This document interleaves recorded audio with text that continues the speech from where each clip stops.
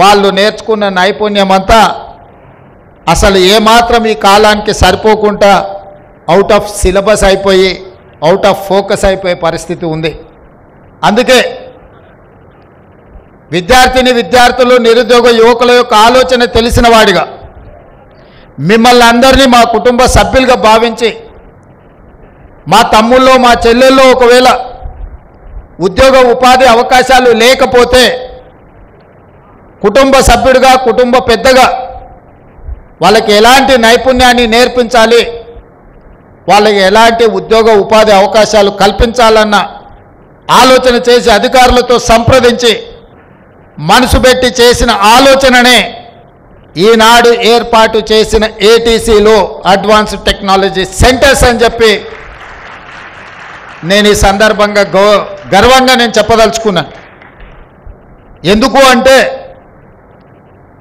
మేమేదో పాలకులం అన్నట్టుగా,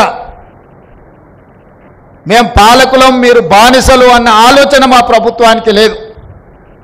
మేము సేవకులము, మమ్మల్ని నియమించింది మీరు, మీ ప్రతినిధులము, మీ యొక్క ఆకాంక్షల్ని నెరవేర్చడం, మీ ఆలోచనల్ని అమలు చేయడమే ఈ ప్రభుత్వం యొక్క విధానం.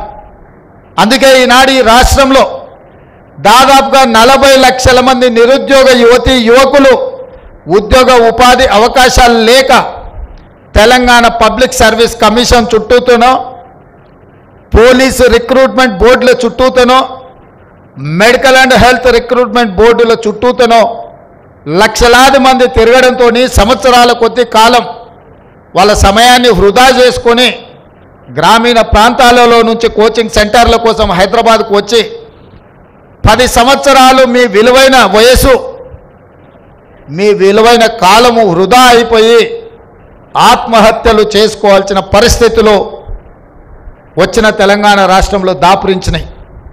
అందుకే వాటన్నిటిని పరిగణలోకి తీసుకొని వాటిని అధిగమించి సర్టిఫికెట్ ఉంటే సరిపోదు, సాంకేతిక నైపుణ్యం ఉండాలి, సాంకేతిక నైపుణ్యమే మీకు ఉద్యోగ అవకాశాలు కల్పిస్తుంది అని చెప్పి నేను బలంగా నమ్ముతున్నా. నా సొంత అనుభవమే నేను చెప్పదలుచుకున్నా. నేను సొంత ఇల్లు కట్టుకుందామని పని మొదలు పెడితే సైట్ సూపర్వైజర్ కోసం